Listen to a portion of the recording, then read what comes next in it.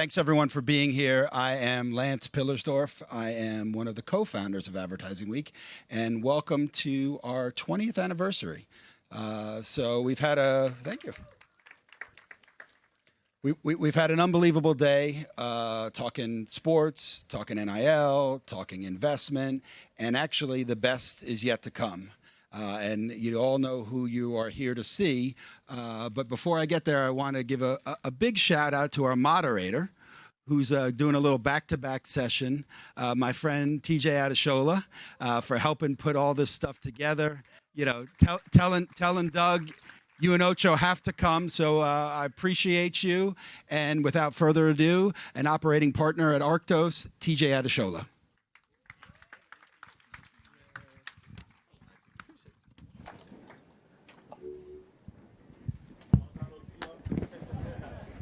We can go. We can just walk. Oh, shit. Can we, as Chad and Doug approach, can we get a really warm round of applause to OchoCinco headshot? Well, it's headshot. Headshot. It is. Hello? Hello? Can y'all hear me? We live. We live? Oh, we live? Oh, it's people? Okay. It's people. How y'all doing? Y'all good? How y'all doing? Y'all good? Fuck, let's go now.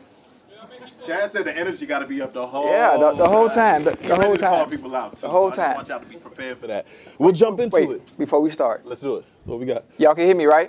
Yeah. I love you. Just making sure. Can y'all tell them I love you too back? It wasn't loud enough. I didn't feel the energy. You didn't 1, feel it? 2, 3, we love you too. 1, 2, 3. We love you too. How'd that feel? Thank you. Huh? It feels good. Okay. You know, I don't hear I love you much often from those that are strangers. I don't that do it know enough? Personally. Huh? I don't do it enough? No. We should change that. We'll change that. I will say that I want to do one more shout out to Hispanic Heritage Month. We got a week left. Thank you. Round of applause for Hispanic Thank Heritage you. Month. Thank you. And that's actually, he's saying thank you. That's actually a really smooth segue because if we hopped in a time machine during Hispanic Heritage Month in 2006, Yeah. you put OchoCinco on the back of your jersey and Yeah. everything changed. Would love for you to talk about, one, why you did it, and two, what has come since then. Well, Spanish Heritage Month is obviously the month of September. And it leaks leaks in October. So Carson Palmer, who was my quarterback at the time from USC, he said, you know what would be funny, since it's Spanish Heritage Month, you should put OchoCinco on the back of your jersey. Obviously, he said 85, but it didn't make any sense and it didn't look right on the jersey because the name was too long. So I went to my equipment guy with the Bengals and I asked him, can you put some Velcro over the C. Johnson? And we were playing the Atlanta Falcons and Michael Vick, I'll never forget. And I went out in pregame warm-up and I had the Velcro and I put the OchoCinco on the back and all I did was warm-ups. I just did warm-ups, that's it. And the next day, right before kickoff, I had Carson rip it off and I played the game. I go to the stadium Monday morning. I have a fine letter from the NFL office right here in New York for 30 grand. Yeah. 30 grand. They fined me 30 grand for altering the NFL uniform. I appealed the fine. So you didn't have to pay it after you appealed it? I didn't have to pay. So what happened is it was upheld. They said, no, we're taking your 30 grand. So they took 30 grand out my check. So to piss the NFL off, I changed my name on purpose. Legally. So it hadn't, this is, a lot of people don't even know, this really had nothing to do with branding or marketing. In fact, I wanted to piss the NFL office, I wanted to piss them off for fining me 30 grand. So I changed my name on purpose, like for them, and I put my name on the back of all the jerseys now.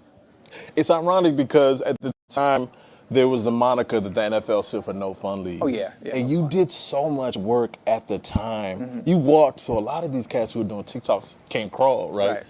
Did you understand what you were creating when you did that at that time? I didn't understand it back then, but what I did, I wanted to stay true to my authentic self. So the same way I played when I was 4 years old, the same way I played in junior high, the same way I played in high school, the same way I played in college, I wanted to make sure I stayed my true authentic self, even in the NFL. And they think one way they control the players from having fun is by taking your money.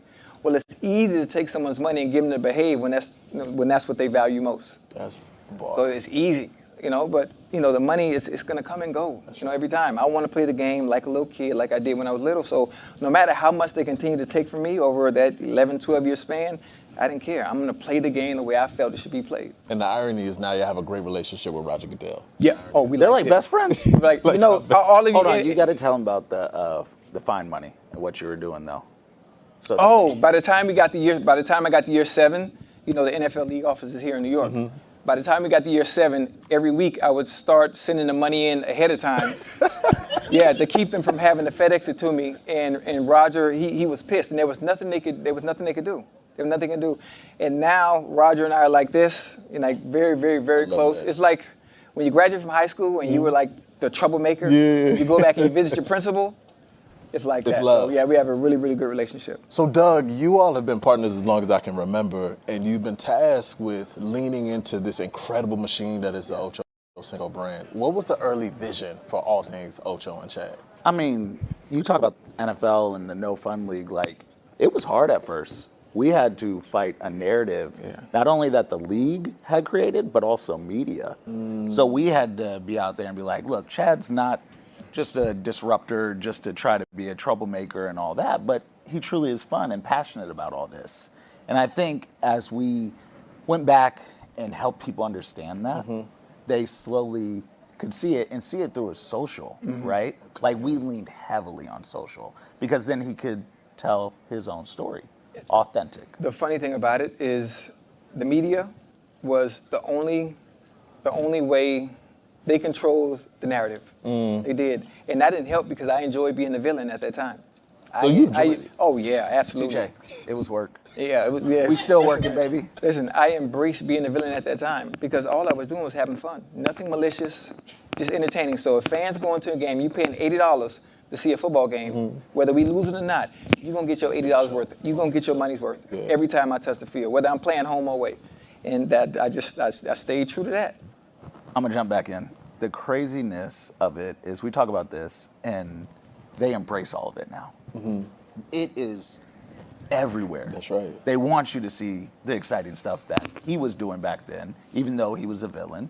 And, kudos to Tim Ellis and Ian and Tracy Perlman for taking a helmets off approach because I think that's what the fan base likes, right? We want to see hits, we want to see this, that, but it's the extraness that comes with it that makes it so exciting. Their personalities that shine.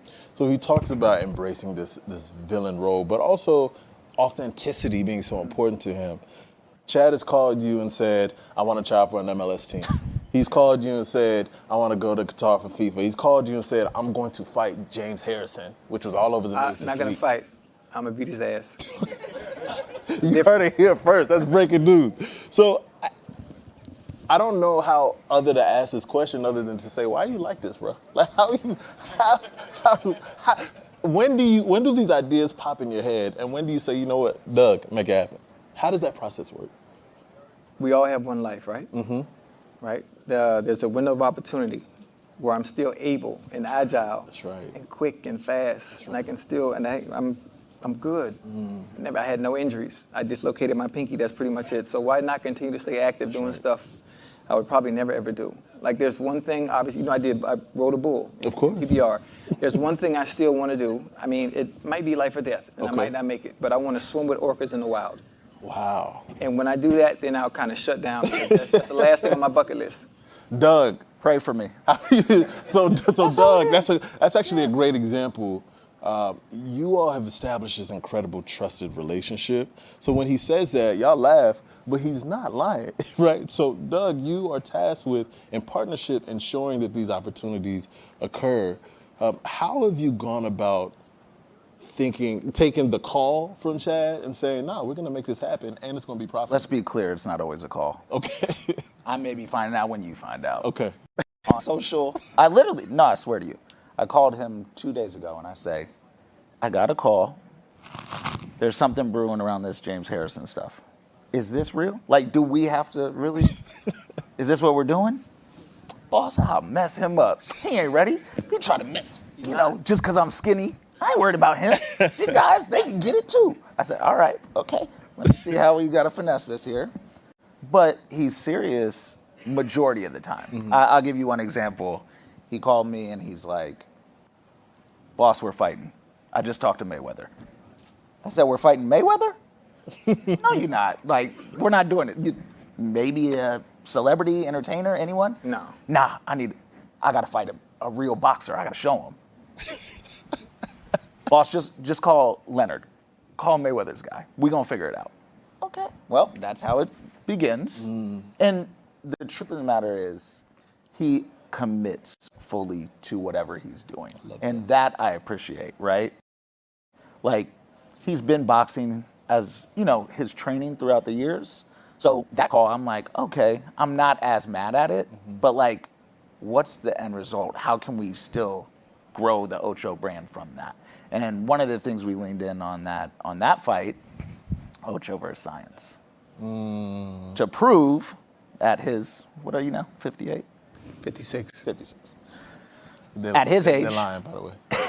at his age, that he can do it based off the diet of McDonald's, Krispy Kreme, whatever else. Starbucks. Huh? Starbucks, yeah. And cigars. Let's not forget that. Cigars. But he's never been injured, and, he performed. It was incredible. And we had that branding everywhere. So what's your strategy behind identifying the opportunities that you move forward with or the opportunities that you may table for a different time?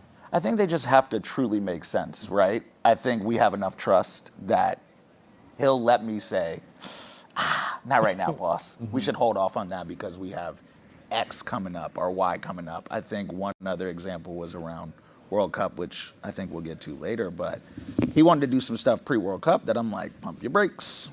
You have some big opportunities, and we have to make sure we're ready for those as well. So as someone who, out to Twitter forever, as someone who's worked in digital and social, one of the things I've long time admired about you was how willing you were to take chances on social. You owned your social. You knew that was your microphone and that was a way to connect one-to-one with fans. And you did it before a lot of these other cats were doing it. I want to highlight a particular tweet from last week. Yo, I'm landing in New York. I need someone to pick me up from the airport. I didn't make that up, y'all. I didn't make that tweet up. He tweeted, I'm landing in New York. I need somebody to pick me up from the airport. And guess what? Somebody picked him up from the airport. I've asked this again, but I want to ask one more time. Why you like this? You got to think the traffic in New York is really bad. It's true. The car service, I looked at the Uber, it was like $60. That's a lot. LaGuardia. That's a lot for me. So I felt, I've been doing this the past decade. If I fly somewhere, I have a lot of fans. Obviously, they follow me on socials. I don't think they're going to harm me. That would be rude. That would be rude. It would be rude. Yeah. So, like, everywhere I go the past decade, if I'm flying in, you have an opportunity to meet me. We talk, we talk football, and you take me to my destination, and I tip. What kind of tips are we talking about? Like, I tip like $1,000. Raise your hand if you're down to give Chad a ride from the airport next time he lands in New York. That's not enough hands. Okay, so Doug. But the tipping is a thing, and he tips everywhere. Oh, yeah. So, Doug, when you see this tweet, which has occurred several times over the years. And I got in trouble. And you got in with trouble. Shannon. So let's talk about that. Shannon, Let's talk about that. So, y'all know that Nightcap is the best podcast in the world with him and Shannon Sharp. And as a function of him, round of applause for Nightcap, which has been jumping the last couple of weeks for a few different reasons. One thing that we would say about that is, like, you know that when you make these decisions that it's authentically you. And Shannon wanted to give you feedback, so talk about that. I don't think he understood how serious I was about that. The show starts at 11. Well, I was on the West Coast, so the show was starting at 7 o'clock. So my plane landed at 6:25. I had sent the tweet out right before we were landing, and I chose somebody, to pick me up from the airport. I forgot where I was at the time. And the guy said he'd be there. I'll say, okay, bet. Meet me at gate 5, whatever it may be. Is this in the DM at this point, or? Yeah, on the timeline. It's still up there. All for his idea is if it's public, it's safe. Oh, that's fair. Because if anything they're gonna happens, find them. Yeah, if anything happens to me, everybody knows who to look for. That's fair. So the guy picks me. Yeah. Logic. The guy picks me up That's how I feel. at 7:30. Perfect timing. So I have 30 minutes to get to my hotel. The hotel was only 15 minutes away. Okay. So he gets out the car excited. We jumping up and down. His door closes. Oh. When his door closes, it locks the keys in the car. So the show starts at 7 o'clock. Now it's 6:45. So we sitting out there. Security comes. They call maintenance. The police at the airport. They come, they take forever. It's 7 o'clock when they open, 7:05 when they open the car. Real quick question. You're And such it's a good hot. human. You're Shannon's such a hot. good human, as opposed to being like, I'm gonna get a different ride. You in it. You No, stand no, ten no. toes I with it. didn't want to do that. I didn't want to do that because I needed that excuse when I was late to nightcap. Right. I need that excuse. So we open the car. We get in the car. I get to the hotel at 7:15 and I set up at 7:20. Turn the camera on. Uncle's already live. He's just sitting there. Hot. His face, he hot. He's steaming, and he goes on this rant about me being unprofessional and you can't do this. You'll never do this at ESPN. You'll never do that at Inside the NFL. He's done it at ESPN Yeah, multiple times. yeah, but it wasn't my fault. So he goes on this rant, you know what? And I told him, hey, listen, Unc, this is our show. I was 15 minutes late. I apologize. But I'm going to remain my true, authentic self. Unlike you, who's like not stuck up, but it's like he's like structured and disciplined. There's no way his life is fun. It's impossible. There's no way. There's no way. And after that, like 2-3 days later, here you go on IG Live having sex and you telling me about being unprofessional. So like, you see, that's what happened when you play with God's child. You see, and that You know what's crazy? You never said I told you so. You never took the low route. I didn't want to. I wanted to be professional still. Yeah, so at that point, like, weigh the options. That's Be right. late or have sex on live. Like, come on. So Doug, when you see Chad getting picked up from the airport by I hate it. someone, yeah. So how do you navigate that and ensure that there's so much trust that you know that he's going to be straight? You never know that, right? And that's the biggest argument for just getting in a daggone car service, which we had set up. No. He has left so many car services just sitting there. And I'm like, how did you get where you got? Got a friend pick me up. Next thing you know, he's on live doing FIFA. I'm like, bruh, whose house are you at? What are we doing? You have to go to work. Boss, couple quick matches. I'm like, you're in a random person's house. So again, They have food, though. They do have food. They do have food. I don't love it. Authentic self. But and now it's table stakes for any athlete to leverage social to build a brand and to do it in unique ways. People teach classes to engage audiences the way that you've organically engaged audiences. How has that turned into deal flow for you all? It's actually been massive for us. I mean, one of the ones that we can even speak on is EA, right? We just signed a new 3-year deal with them. I mean, ironically, around FIFA, that title, around Madden. And he's unique because they can place him in so many different areas. But the connective tissue is it went back to those tweets and pulling up to somebody's house. We created an opportunity with them early on called the FIFA King, and we pitched it to them, in which we were like, let's pull up and let's do this. And they're like, well, we can't have you at random people's houses. Let's not do that. But we did it with other celebrities, Dak Prescott, 2 Chainz, a number of others, and that's led us to so many more opportunities with them. So I'm not too mad at it, but I don't love it. So you talk about your love of McDonald's, you talk about saving money, wearing fake jewelry, flying Spirit Airlines, repeating fits. Break them down, TJ. Yeah, but it's the beauty of it is, one, he's so authentic in it, and two, I think it actually inspires people to show up as their true selves. Yeah. I'd love to hear you talk about why it's so important for you to be so honest. I mean, I'm from Miami. And if you're from Miami, people get caught up in the image, the lifestyle, always having to look like you got it. I come from nothing. And there was 2 ways, either you in the streets or you playing sports. So I understood, and there were so many examples before me of people that played the game of football or people that were in the streets that were doing their thing. At one time, they were at the top. And for some reason, everybody always ends up broke. Like, I think it might be 90% now of athletes, regardless of sport you play, they end up broke 2 years removed from the game. And I always told myself, once I made it, no matter how much money I made, I would never be in that position. So I learned early because I had early discipline when it came to money. You know, being able to. So when it came to jewelry, no, I'm not doing it. I just didn't do it because that's why when it comes to clubbing, like, I don't drink alcohol. I never had alcohol. So it was able to save me. I never had an entourage because that's 20 miles to feed. I already had kids. And it's difficult sometimes they hear me, sometimes they don't.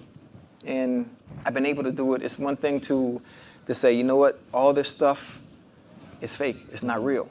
But then what are you going to tell someone that is the best at his craft? Come on. You know? So I was able to leverage that. I'm Ocho. Why do I need a Ferrari? I'm walking. You still know who I am. That's facts. When it came to dating, when it came to women during that time, when I was single, they've already Googled how much you're making.